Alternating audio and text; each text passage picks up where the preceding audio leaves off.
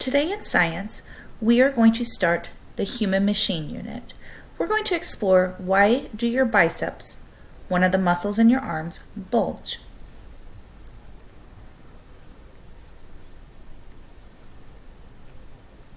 Hi, it's Doug. Have you ever seen a robot in real life? It's funny, you hear about robots a lot, but you don't see very many of them, unless you count things like this. This is a Roomba vacuum cleaner robot.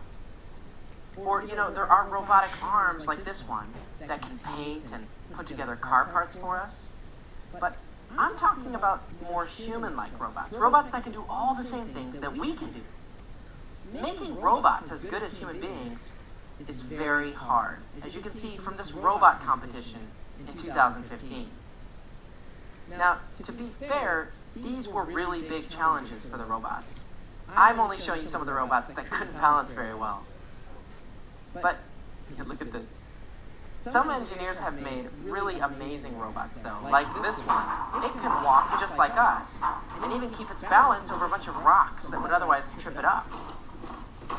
Robots like this could be used to rescue people, like during a disaster.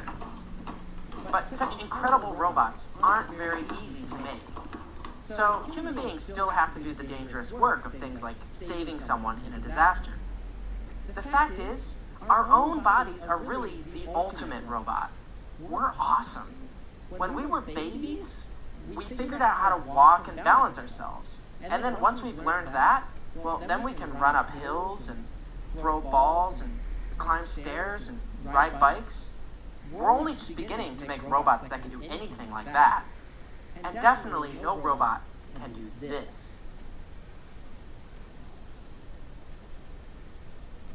This might sound a little crazy to say that our bodies are like amazing robots. But think about it. Our bodies really do have a lot in common with robots. Robots run on fuel, like a battery. Well, the human body uses fuel too. We run on food.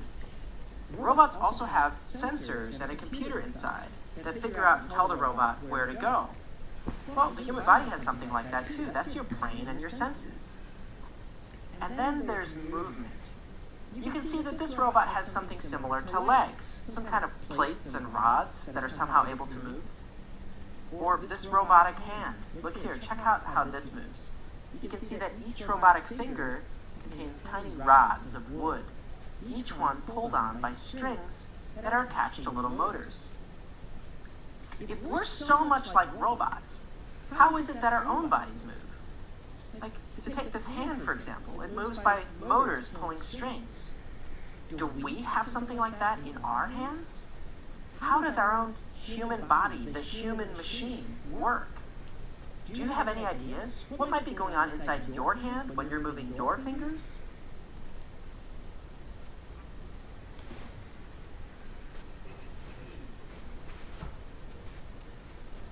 You might not be sure if you have strings and motors in your hands, but you definitely have little rods in your hands. They're your bones. If you ever get an x-ray like this one, you can see your bones beneath the skin. Your bones are like the frame or structure of your body. They're what give you support. Now, it's kind of crazy to think about, but imagine what would happen if you didn't have bones. Without your bones, you'd just be like a pile of muscles and skin and organs on the floor, kind of like a slug. If you want to stand up, you need bones. Any kind of object that stands upright needs some kind of frame or support. This is true even for objects that don't move, like skyscrapers. People sometimes even call the skyscraper's beams the skeleton of the building.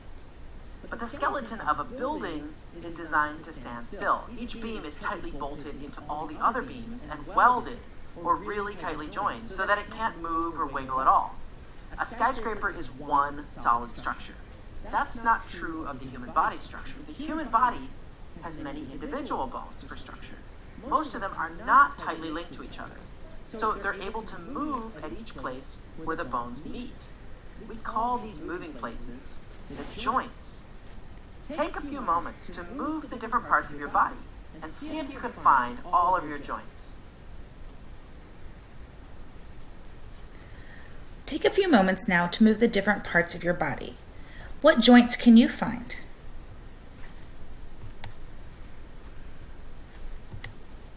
Did you find all your joints? These are all the places where you can move. Now, notice how you can move at the fingers, you can move at the wrist, the elbow, you can move at the knee, the ankle, the toes, the shoulders, the neck, and the jaw. Okay, so there are rods inside of us in the form of bones. But then, how is it that we can make these bones move? You saw that this robotic hand had little motors and strings. Do we have anything like that? Is that what makes our bones move? Little strings pulling on them like this?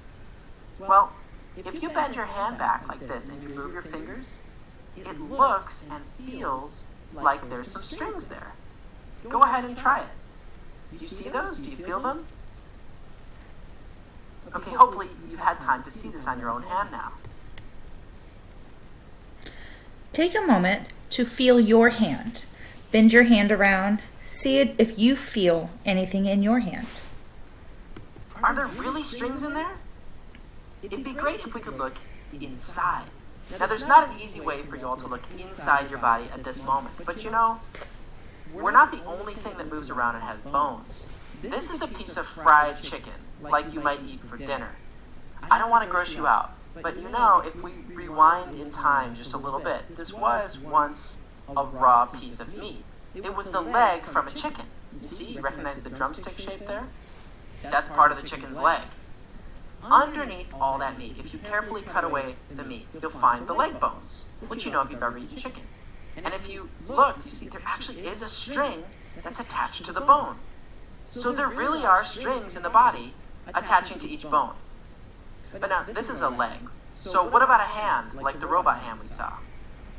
Well, chickens don't have hands, they have wings. But they do have feet that look pretty hand-like. Even if you don't eat those parts, there's no sense in letting it go to waste.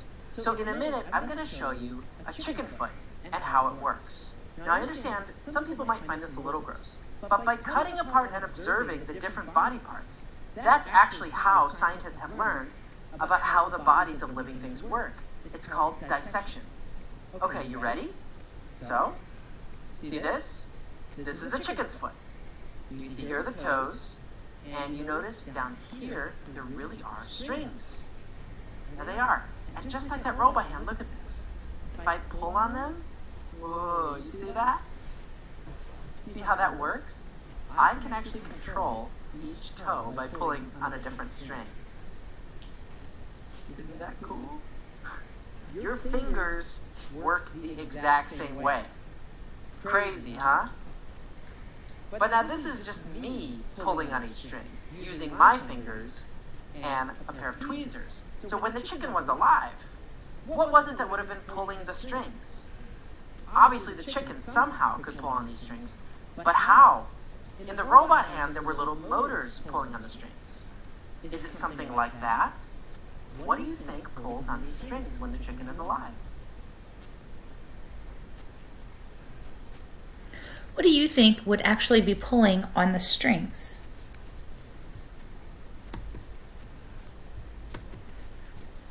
When we find one of these strings, like this one end of the string is attached to the bone over here. But if we follow the string back, we can see it attaches to this. This is the part that people eat. You might call it the meat. Now, I don't know if you've thought about this before, but this is actually the muscle. Anytime someone eats meat, they're eating muscle. So if you were ever curious what real muscle looks like, just look in a kitchen where meat is being prepared. The one you've been looking at here is chicken muscle, but here's what the muscle of a fish looks like, and here's the muscle of a cow, or what we call beef. Our own human muscles look similar to this, reddish colored, kind of like raw meat. So unlike a robot, your body doesn't have little motors that pull on strings. It's muscles that pull on the strings, which then causes the bones to move. That's what makes you move. You can actually feel this. Go ahead and observe now what happens when you move your arm like this. Can you feel which muscle you're using to do this movement? Feel all around your arm, like this, as you're moving it. Look for the muscle that's tensing up beneath the skin. Did you find it yet? What muscle do you notice is tensing up or tightening up when you move your arm like this? the muscle you're using to move your arm is right here. It's called your biceps. Do you feel your biceps tensing up as you move your arm? This is how your body moves. You really are like a robot. Let me show you. Here's a drawing of the inside of your arm. Now, if we could watch what happens on the inside as you tense your biceps. Watch this. See that? By tensing up the muscle, you're making it bulge.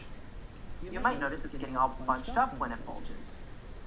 But look here on the end of the biceps where the arrow's pointing. When the muscle bulges, it gets shorter. You see that? That's the key to understanding how the muscle controls your bones. Because remember, as we saw in the chicken bone, there's a string that connects each muscle to the bone in front of it. So when the biceps bulge, they shorten. So the string pulls on the bone in front of it like this, making that part of the arm move at the joint. You see how that works? All your other muscles work this exact same way. Like here's a drawing of what it would look like inside your leg at the knee. You can see the muscle bulges, which pulls on the string, which moves the bone at the joint. Try this on your leg. Feel the muscle under your leg as you bend your knee closer to you. Can you feel it bulging? The string part even has a scientific name. It's called a tendon, if you've ever heard people use that word.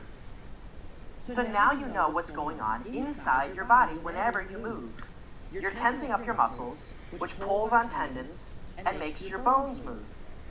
Think back to the hand and fingers now. Which muscle or muscles do you think pull on the tendons or strings that control each of your fingers? Take a moment right now. See if you can figure it out. Feel all around your arm while you wiggle your fingers, just like this.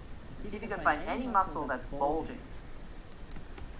Pause the video and feel around your arm as you wiggle your fingers. Can you feel any of the muscles in your arms bulging as you move your fingers? Do you feel it? Can you feel how it's the muscle right here in your lower arm? Put one hand on it now and feel it as you wiggle those fingers. Now you might be able to feel it tensing up as it pulls the strings or tendons that pull your finger bones. So now, what do you think?